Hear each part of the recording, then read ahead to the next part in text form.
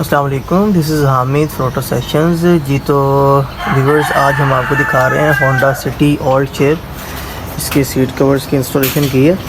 ये ब्लैक और बेज में देखें, इंतहाई खूबसूरत और एलिगेंट डिज़ाइन है। जो MG में सीट्स दी हुई हैं उस डिज़ाइन को कैरी किया है। ये MG स्टाइल है, ये आप देख सकते हैं। इसकी मैं आपको दिखा रहा हूँ, इसकी क्वालिटी देखें और इसका स्टिचिंग पैटर्न देखें। इस तरह से ये आपको बैक सीट्स का रिव्यू देते हैं। ये जिसकी बैक सीट्स हैं, कंसोल इसका बैक कंसोल, ये सीट है।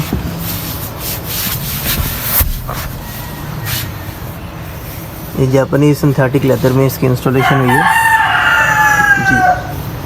Thanks for watching. For place your order, please visit our website autosessions.com. Allah Hafiz.